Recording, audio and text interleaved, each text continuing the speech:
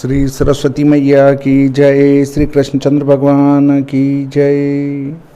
देखिए, आज हम फिर से चर्चा करने वाले हैं संवत्सर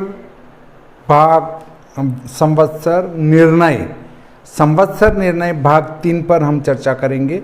भाग 1, 2 पहले की जा चुकी है। भाग 1 में कुछ नहीं लिखा है, भाग 2 में भाग 2 लिखा है और ये हमारा भाग 3 है। आप इसकी डिस्क्रिप्शन में देखेंगे, दोनों की लिंक आपको मिल जाएगी अगर आप तीनों वीडियो को कंपेयर करके देखना चाहते हैं तो। इसके संबंध में ये है कि पंचांग में सारी उपयोगी बातें होती है, उनमें 60 संवत्सर भी आते हैं। 60 संवत्सर में से किसी एक का जो है हमें निर्धारण करना होता है। संवत्सर निर्धारण भी प्रांत भेद से अलग अलग चल चुके हैं। ये अलग कैसे बने? चूँकि संवत्सर एक वर्ष में केवल 4 दिन खिसकता है, इससे 72 वर्षों में जाकर एक संवत्सर का अंतर पड़ता है।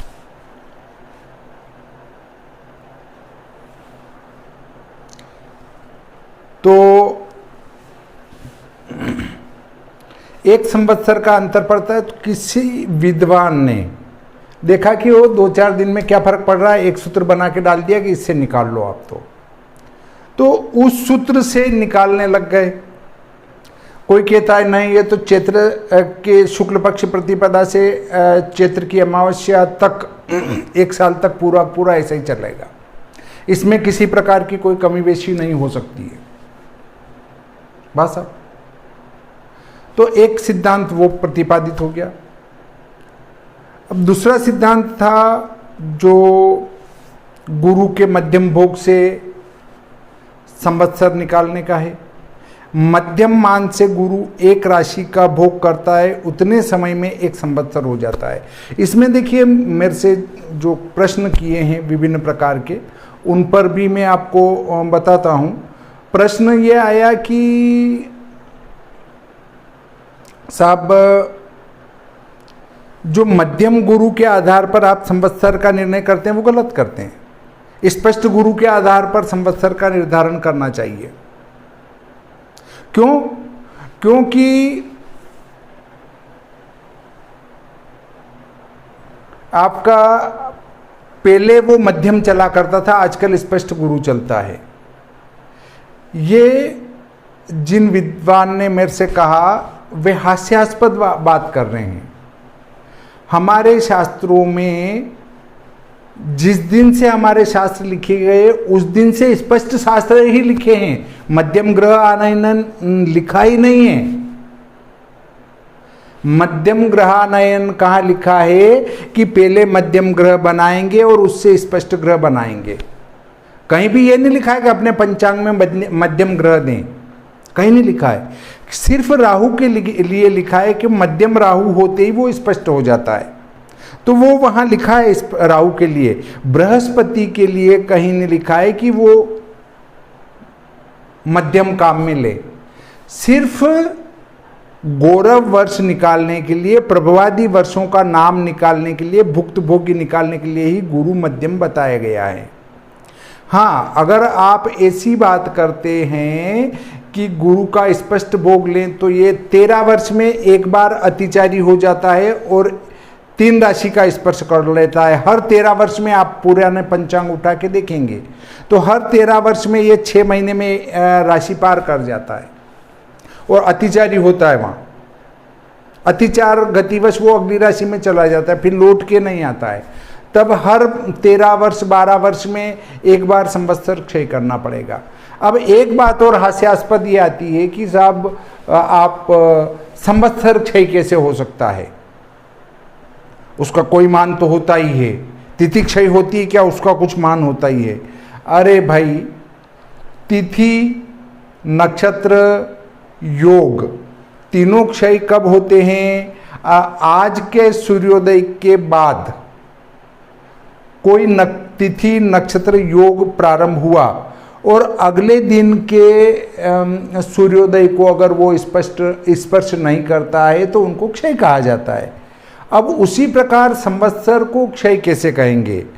चैत्र शुक्ल पक्ष प्रतिपदा लगने के बाद संवत्सर प्रारंभ हुआ और अगले चैत्र की प्रतिपदा लगने के पहले ही वो समाप्त हो गया, तो उसको लुप्त संवत्सर कहेंगे। उनने ये कहा क्षय संवत्सर नहीं कहा, उनने कहा लुप्त संवत्सर कैसे हो सकता है? कोई संवत्सर लुप्त थोड़ी होता है। तो संवत्सर लुप्त का अर्थ ही वो क्षय है। क्षय कब होता है? क्षय न कहते हुए, क्षय संवत्सर न कहते हुए उसका नाम लुप्त संवत्सर हो गया। इसका अर्थ नहीं कि उसका कोई मान नहीं रहा। आप लोगों को गुमराह न करते हुए उनको सही मार्ग पर ले जाए। संवत्सर जब चैत्र शुक्ल पक्ष प्रतिपदा प्रारंभ होने के बाद लगे और अगले चैत्र शुक्ल पक्ष की प्रतिपदा प्रारंभ होने के पहले ही वो समाप्त हो जाए, तब उसको लुप्त संवत्सर कहेंगे, जो इसके बीच में पड़ रहा है उसको। और लुप्त संवत्सर के संबंध में प्रत्येक मुहूर्त ग्रंथ में लिखा है कि लुप्त संवत्सर में किसी भी प्रकार का कोई धार्मिक कार्य नहीं किया जावे। तो मुझे जो प्रश्न पूछा गया था पहले, उस पर मैंने इस बात को रखा है। अब संवत्सर पर किसी बहुत प्रकार के प्रश्न आए, तो मैं विस्तार से आपको पूरे चीज़ों को बता देता हूं कि क्या क्या बात होती है इस पर। नारद मुनि ने कहा है ग्रहते सौरमानेन प्रभवाद्यब्द लक्षणम।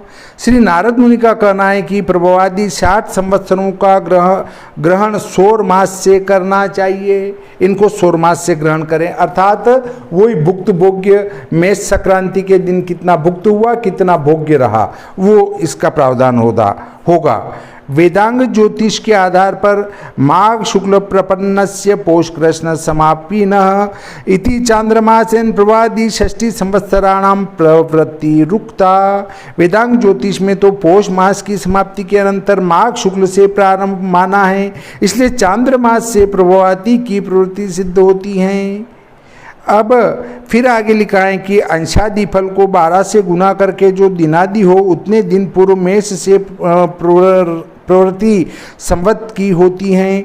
इससे ज्ञात होता है कि कहीं पर सौर मान से संवत्सर का आनयन होता है। इस प्रकार 3 रीति से संवत का आनयन होता है। इससे अच्छा तरीका है जो है उसे कहते हैं यथा गुरु संचार से इसे जानने की विधि शास्त्रों में श्रेष्ठ बताई है। इन तीनों में गुरु मान से ही संवत्सर की प्रवृत्ति उत्तम मानी गई है। देखिए ये कहा है वेदांग ज्योतिष के आधार पर ये बात कही गई है। तथा सूर्य सिद्धांत में क्या कहा है? सूर्य सिद्धांत के आधार पर बृहस्पत्येन षष्ठ्यब्दम ज्ञेयम नान्यस्तु नित्यशः। सूर्य सिद्धांत में कहा है कि प्रभवादि 60 वर्षों का ज्ञान सर्वदा गुरुमान से ही करना चाहिए, अन्य ब्रह्मादिमान से नहीं करना चाहिए। लघु वशिष्ठ सिद्धांत में कहा है, क्या कहा है? मध्यगत्या भवोगेन गौरवत्सराः। लघु वशिष्ठ सिद्धांत में गुरु की मध्यम गति के तुल्य एक राशि में संचार वर्ष एक गुरु का वर्ष होता है। देखिए अब इन लोगों ने, हमारे पूर्व के विद्वानों ने स्पष्ट लिखा है कि गुरु की मध्यम गति से इसका निर्णय करना चाहिए। इसका अर्थ है कि वो जानते थे कि इनकी स्पष्ट गति होती है, इनका स्पष्ट भोग भी होता है। तो अब हम लोगों को इसमें गुमराह करने की कोशिश न करें। भास्कराचार्य क्या कहते हैं? बृहस्पतिर मध्यम राशि भोगम वा संवत्सरम साहितिका वदंती। एवं भास्कराचार्य जी ने सिद्धांत शिरोमणि में भी कहा है कि गुरु अपनी मध्यम गति से एक राशि का जब तक भोग करता है उतने समय तक एक प्रभवादि संवत्सर की सत्ता रहती है। ऐसा संहिता शास्त्र जानने वालों का कहना है। इत्यनेन मध्यम गुरु राशि पूर्ण समय ए प्रभवादि षष्ट्यब्द प्रवृत्तिरिति सूचितम फल निर्देशस्तु गुरुमानोत्पन्न प्रभवादि संवत्सराणाम इत्येह वाह। इससे सिद्ध होता है कि मध्यम गुरु राशि पूर्ण काल ही प्रभवादि का समय है। इन संवत्सर के जन्म लेने वाले का फल तो स्पष्ट गति से जब गुरु एक राशि का भोग कर ले तब तक के समय के हिसाब से करना चाहिए, अर्थात फलादेश में स्पष्ट ग्रह ही फल देने में समर्थ होते हैं। देखिए, संवत्सर का निर्धारण तो आप मध्यम गति से करेंगे, परंतु जब आप किसी व्यक्ति की जन्म कुंडली में ग्रह बिठाएंगे तो वहां उस ग्रह को, गुरु को स्पष्ट मान से ही बिठाना है, मध्यम मान से नहीं बिठाना है, क्योंकि स्पष्ट मान से ही गुरु अपना फल करेगा। वशिष्ठ जी के आधार पर षष्ठी अब्द जन्म प्रभवादि का नाम फलम च सर्वम गुरु मानत स्यात् इति वेदांग ज्योतिष वचनं तु ततो अन्य विषयम यदा गर्ग। ऋषि वशिष्ठ ने भी गुरु मान से प्रभवादि 60 वर्षों की प्रवृत्ति स्वीकार की हैं। वेदांग ज्योतिष का वचन तो अन्य विषय के लिए ही हैं। गर्गाचार्य जी के आधार पर माघ शुक्लम समारभ्य चंद्रार्को वासवर्क्षगो जीव शुक्लो यदा स्याताम षष्ठी अब्दादि तदा भवेत। गर्गाचार्य जी का कहना है कि माघ शुक्ल के प्रारंभ से जब शुक्ल पक्ष में धनिष्ठा नक्षत्र में सूर्य चंद्र गुरु विद्यमान थे तब 60 प्रभवादि वर्षों की प्रवृत्ति हुई थी, अर्थात सूर्य चंद्र गुरु ये तीनों धनिष्ठा नक्षत्र में थे। उस समय जो है 60 संवत्सरों की प्रवृत्ति प्रारंभ हुई थी, अर्थात ये तीनों के तीनों जब धनिष्ठा में हो तब प्रभव संवत्सर प्रारंभ होता है। श्रीपति के आधार पर इयमी षष्ठी परिवत्सराणाम बृहस्पतिर मध्यम राशि भोगात उदारता पूर्व मुनि प्रवीणेर नियोजनिया गणना क्रमेण। आचार्य श्रीपति जी ने भी मध्यम गुरु गति से गुरु राशि के भोग समय को वत्सर इस समय इसलिए माना है कि पूर्व मुनियों ने ही इस मत को स्वीकृति प्रदान की है। तपसी खलु यदा सा उद्गमं याति मासी प्रथम अवगतः सन् वासवे वासवेज्यः निखिल जनहितार्थं वर्ष वृंदे वरिष्ठः प्रभव इति स नामना जायते अब्दस्तदानीं। माघ मास में धनिष्ठा के प्रथम अंश में गुरु का उदय हुआ था। समस्त जन कल्याण के लिए प्रभव नामक वत्सर था। तृतीय पक्षस्तु फलाभावादुपेक्ष इत्युपरम्यते। फल के अभाव में तीसरे पक्ष का त्याग करके विराम ग्रंथकार ले रहे हैं। 60 संवत्सरों में प्रथम प्रभव नामक वर्ष की प्रवृत्ति का समय वराह के आधार पर आद्यम धनिष्ठांशमभि प्रवृत्तो मागे यदा यात्युदयम सूर्यज्यः षष्ठी अब्द पूर्वः प्रभवः स नामना प्रपद्यते भूतहितस्तदा अब्दः। आचार्य वराहमीर का कहना है कि जब धनिष्ठा के प्रथम अंश में स्थित होकर बृहस्पति माघ मास में उदित होता है उस समय से षष्ठी अब्दों में प्रथम प्रभव नामक वर्ष का आरंभ होता है। यह वर्ष प्राणियों के लिए शुभ करने वाला होता है। बृहस्पति जब धनिष्ठा के प्रथम अंश में हो, मतलब प्रथम चरण में हो और माघ महीने में वो उदय होता हो, तब प्रभवादि संवत्सर की प्रवृत्ति हुई थी और आगे भी होती हैं।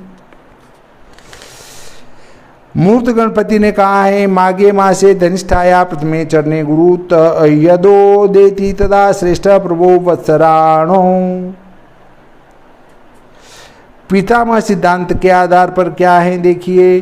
पितामह सिद्धांत कहते हैं प्रमाथि प्रथमम वर्षम कल्पादो ब्रह्मणा स्मृतम तदा ही षष्ठीरच्छा के शेषम चंद्राओ अत्र वत्सर व्यवहारिक संज्ञो अयम काल स्मृत्यादि कर्मसु योज्य सर्वत्र तत्रापि जेवो वा नर्मदोत्तरे। पितामह सिद्धांत में कहा है कि ब्रह्मा जी ने प्रथम कल्प की आदि में प्रमाथि नामक संवत्सर स्मरण किया, अर्थात पहले प्रमाथि नाम वर्ष था। इसलिए शक में या यूँ जानिए शक संख्या में 60 का भाग देने से चांद्र संवत्सर गुरुमान से होता है। व्यवहार के लिए यह समय की वर्षात्मक संज्ञा स्मृति कार्यों में ग्रहण करना चाहिए। सारा चांद्र वर्ष में समस्त शुभ कार्य नर्मदा नदी के दक्षिण देशों में होते हैं। नर्मदा के उत्तर देशों में गुरु संचारवशी वर्षों की गणना करना चाहिए। देखिए सारांश ये है कि नर्मदा जी के दक्षिण में जो है वो चांद्र संवत्सर का निर्णय होता है और उत्तर में जो है गुरु मान से इनका निर्धारण किया जाता है। आष्टी श्रेणी के आधार पर स्मरेत सर्वत्र कर्मादो चांद्र संवत्सरम सदा नान्यम यस्माद्वत्सरादो प्रवृत्तिस्तस्य कीर्तिता। ऋषि आष्टी श्रेणी का कहना है कि समस्त शुभ कार्यों में चांद्र संवत को ही ग्रहण करना चाहिए, क्योंकि शास्त्रों में युगादि की प्रवृत्ति चैत्र शुक्ल से प्राप्त होती हैं, अन्य किसी वर्ष से नहीं प्रतिपादित हैं। अब देखिए अगला आता है मकरंद ग्रंथ से संवत आनयन। द्विवेद पंचेन्दु विहीन शाके ग्रहाणाम दशयोक त्रिभाग लवागृहा स्वयदिगंशहीना लिप्ता विलिप्ता रसकुंजरागा तष्टानि खांगेर्भवनानि भूमियुतानि शुक्लादिह वस्त्र स्यात् भानुग्न भागादि समेरहो भिस्तस्य प्रवृत्ति प्रथमं क्रियात् स्यात्। मकरंद में कहा है कि 1542 को अभिष्ट शक में घटाने से अभिष्ट गुरु भगन राशि होती हैं। इसमें 10 जोड़कर 3 का भाग देने से अंश तथा राशि में दशमांश घटाने पर पाठांतर से जोड़ने पर कला और 786 से भाग राशियों में देने से विकला फल होता है। इस गुरु भगन राशि में 60 का भाग देने से जो राशि हो तत्तुल्य राशि गुरु की गत राशि होती है। इसमें 1 जोड़ने पर जो संख्या उसके समान 60 संवत्ों में जिसकी प्राप्ति हो वह संवत चैत्र शुक्ल से होता है। इस अंशादि को 12 से गुना करने से जो दिनादि प्राप्त हो तत्तुल्य दिन मेष के सूर्य से पूर्व इसकी प्रवृत्ति होती है। मतलब मेष संक्रांति प्रवेश समय इतना बीत गया और इतना और बचा है, ये प्राप्त हो जाता है। राजावली में कहा है शाक सूर्येषु चंद्रेश्च हिन शेष समासमा गताब्दास्तत्र विज्ञेया वत्सरा नयने पुनः याताब्दा यमवर्जिता न गुणा शून्यांबरांगो धृता बाद्यम लब्धमिता अब्दनेत्र दहनाड्यम साब्द शक्रेन्दुतः दिग्भागाप्त कलायुतं प्रभवतो अब्दाः षष्टिशेषा स्मृता शेषांशा रवि भीरता दिन मुखम मेषार्कत प्राग भवेत। अन्य भी शक्रा चेन्दु वियुक शको नगगुण शून्यांबरांगोद्रतो बाद्यम लब्ध अमिता अब्द वेददहनाड्यम शाब्द भूपेन्दुतः दिग्भागा सकलायुतं प्रभवता अब्दा षष्टि शेषा स्मृता शेषांशा रवि वीरता दिनमुखम मेषा अर्कत प्राग भवेत। ज्योतिष के इतिहास का अवलोकन करने से ज्ञात होता है कि मकरंद नाम का कोई श्लोक बद्ध ग्रंथ नहीं है, किंतु सारणी रूप ग्रंथ अवश्य हैं और आज भी मकरंद के पंचांग प्रकाशित होते हैं। आचार्य पंडित मकरंद जी का जन्म आज से 500 वर्ष पूर्व हुआ था। इनका 1400 जन्म शक हैं तथा सारणी भी 1400 से प्राप्त होती हैं। इसका परिवर्तन समय समय पर हुआ है। यह सुंदर पंचांग के आनयन की सारणी है। यह पद्य मकरंद विवरण में है। अब नर्मदा के दक्षिण संवतानयन शाक सार्क षष्टि तष्टो नर्मदा दक्षिणे भवेत संवत्सरो अन्य देशे स्यात् एव भव संयुत। शक में 12 जोड़कर 60 से भाग देने पर नर्मदा के दक्षिण में संवत होता है और अन्य देशों में 11 जोड़कर जो हो वह संवत होता है। मूर्त गणपति में कहा है शाको 12 भीर्युक्त षष्ठी हर्द वत्सरो भवेत रेवायाम दक्षिणे भागे मानवाख्य स्मृतो बुधेय स एव नव भीर्युक्तो नर्मदायास्तथोत्तरे। अब संवत्सर के नाम बताते हैं। 60 संवत्सरों के नाम आचार्य श्रीपति के वाक्य से बताते हैं। प्रभो विव शुक्ल प्रमोदो अथ प्रजापति अंगिरा श्रीमुख भावो युवा दाता तथेश्वर बहुधान्य प्रमाति च विक्रमो वृष संज्ञक चित्रभानु सुभानुश्च तारणः पार्थिवो व्यय सर्वजित सर्वधारी च विरोधी विकृत खर नंदनो विजयश्चैव जयो मन्मथ दुर्मुखो हेमलंबो विलंबश्च विकारी शार्वरी प्लवः शुभकृच्छोभनः क्रोधो विश्वावसुपराभवो प्लवंग किल्क सौम्य साधारण विरोधकृत परिधावी प्रमाति च आनंदो राक्षसो अनलः पिंगलः कालियुक्तश्च सिद्धार्थो रौद्र दुर्मती दुंदुबी रुधिरोद्गारी रक्ताक्ष क्रोधनः क्षयः प्रभव विभव शुक्ल प्रमोद प्रजापति अंगिरा श्रीमुख भाव युवा दाता ईश्वर बहुधान्य प्रमाथि विक्रम वृष्य चित्रभानु सुभानु तारण पार्थिव व्यय सर्वजित सर्वधारी विरोधी विकृत खर नंदन विजय जय मन्मथ दुर्मुख हेमलंब विलंब विकारी शार्वरी प्लव शुभकृत शोभन क्रोधी विश्वावसु पराभव प्लवंग किलक सौम्य साधारण विरोधकृत परिधावी प्रमाति आनंद राक्षस अनल पिंगल कालयुक्त सिद्धार्थ रौद्र दुर्मति दुंदुबी रुधिरोद्गारी रक्ताक्ष क्रोधन अक्षय, ये 60 संवत्सर होते हैं। ये श्रीपति जी ने बताए हैं। 12 युग का जो अब बात करते हैं कि 12 जो युग होते हैं वो 5 इन संवत्सरों को मिलाकर 12 युग होते हैं। 12 पंजो 60, 5 संवत्सर को मिलाया और एक वो बन जाता है क्या, युग। 5 वर्ष का एक युग मतलब 5 संवत्सर का एक युग।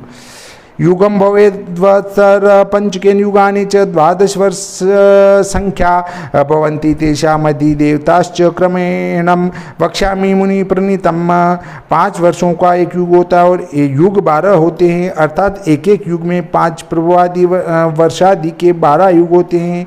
या यो समझिए प्रभवादि 5 युग संज्ञा होती हैं, मतलब 5 की जो युग 5 वर्ष का संज्ञा जो है उसको युग नाम दिया गया है।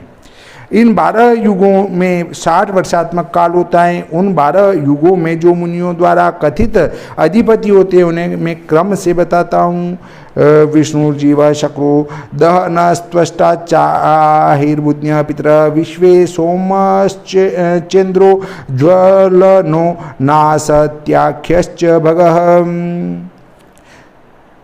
प्रथम युग का स्वामी विष्णु, दूसरे के बृहस्पति, तीसरे के शक्र मतलब इंद्र, चौथे के दहनाग्नि, 5वें का त्वष्टा प्रजापति, 6ठे का आयुर्बुद्ध्य, 7वें का पितर, 8वें का विश्वेदेवा, 9वें का सोम, 10वें का इंद्राग्नि, 11वें का अश्विनी कुमार और 12वें युग का भग सूर्य अधिक होता है। इस प्रकार 12 युगों के स्वामी हैं और इसमें भी मतांतर होते हैं कि उनने ये कहा है, इनने ये कहा है। इस प्रकार इन में भी परिवर्तन होता रहता है। इस प्रकार देखिए इसमें भी श्रीपति जी ने संवत्सर का नाम अनल बताया है।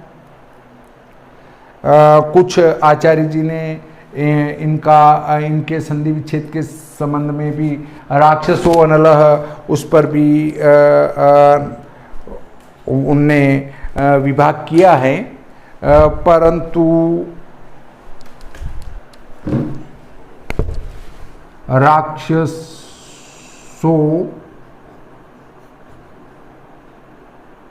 अनलः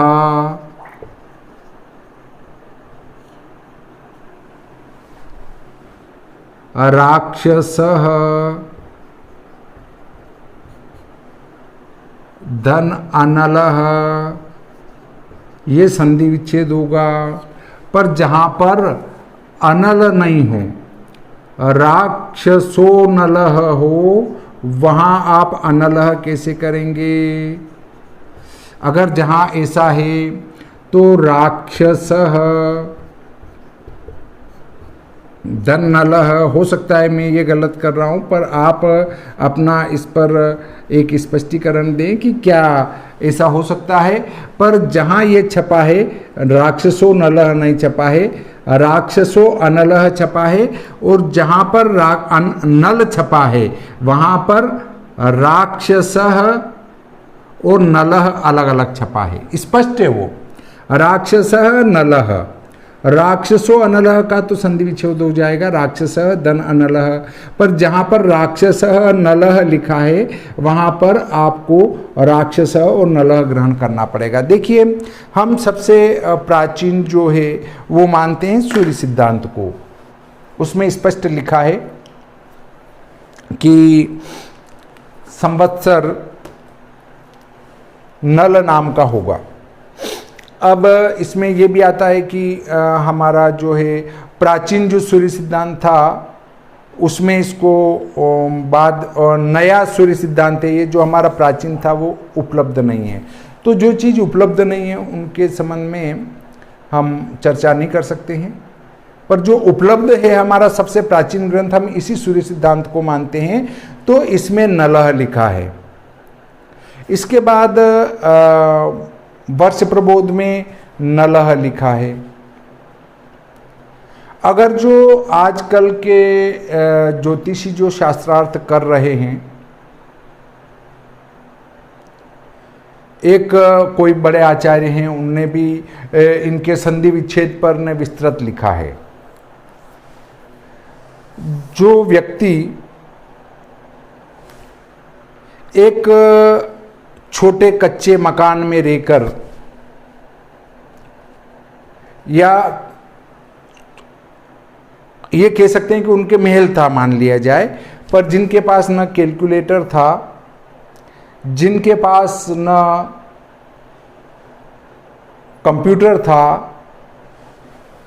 और जिनको सारी पुस्तकें उनके श्लोक मुख्य जैसे हमारे जो है जातका अलंकार हैं, वो जातका अलंकार मौखिक याद करना होता था, तो वो जातका अलंकार मौखिक था। संवत्सरों का श्लोक मौखिक था। तो ऐसे जिन विद्वानों ने सारी चीज़ें जो मौखिक थी और हाथ से गणना कर कर के 100 वर्ष का पंचांग बना दिया उस समय में, जो कि असंभव है। आज के इन पंचांगकर्ता में से तो कोई भी 100 साल का ऐसा पंचांग नहीं बना सकता। हाँ, ऐसा ही बना जैसा खेमराज श्री कृष्णदास से प्रकाशन का प्रकाशित हुआ है 100 वर्षीय पंचांग, वैसा सिर्फ हाथ से गणित करके पंचांग बनाना हो कोई नहीं बना सकता। उनने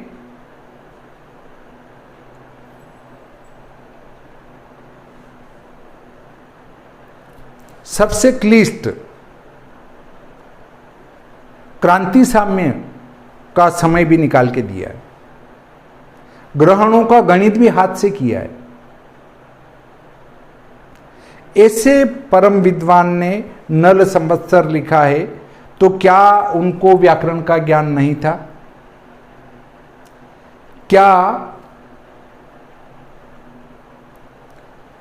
उनके पास ज्ञान में कोई कमी थी? क्या उनने बाकी के ग्रंथों को नहीं पढ़ा था? दूसरी बात, परम आदरणीय प्रियव्रत जी शर्मा साहब, उनने संवत 72 का जो पंचांग मार्तंड पंचांग निकाला था वो संवत्सर विशेषांक था, और उनने सूर्य सिद्धांत के आधार पर निकाल कर गणित रखी थी, और संवत्सर का नाम नल लिखा है 60 संवत्सरों की सूची में। जिनको उनने खुद अपने मुंह से कहा था कि हमारे पिताजी ने बचपन में हमको 40 श्लोक तो ज्योतिष के रटवा दिए थे, बचपन में, जब 12-15 साल के थे उस समय। तो वो जब बड़े हुए होंगे तब कितने श्लोक याद होंगे। और उनने अगर नल लिखा है तो क्या उनके ये पुस्तकें टच में नहीं आई होगी, जिनने यूनिवर्सिटी में पढ़ाया है और कई वर्षों तक पंचांग बनाया है, और उनके समय में तो नल संवत्सर पहले आया ही होगा, जब वो पंचांग नए नए बना रहे होंगे तब उस समय भी नल आया होगा और उनने नल भी लिखा है। तो मेरी दृष्टि में तो नल संवत्सर में कोई दोष नहीं आता है। वैसे देखा जाए तो 150 वर्ष पुराने निर्णय सागर पंचांग, श्रीधर शिवलाल पंचांग में नल नाम का संवत्सर लिखा गया है। श्री भादव माता पंचांग में नल नाम का संवत्सर लिखा गया है। और भी हमारे रवि जी भाई साहब जयपुर से पंचांग निकालते हैं, उनने अपने पंचांग में नल नाम का संवत्सर लिखा है। एक बात और आती है कि कहीं एक विद्वानों की महासभा हुई थी और उन्होंने कहा कि नल संवत्सर के पहले वाला राक्षस नाम का संवत्सर इस साल ग्रहण किया जाना चाहिए 2079 में। वो पहले कोई गणित की मिस्टेक बताते हैं और बैठक करके उनने ये निर्णय लिया कि राक्षस नाम का संवत्सर बोला जाए। पर जो गणितीय प्रक्रिया दी उससे तो नल नाम का संवत्सर आता है।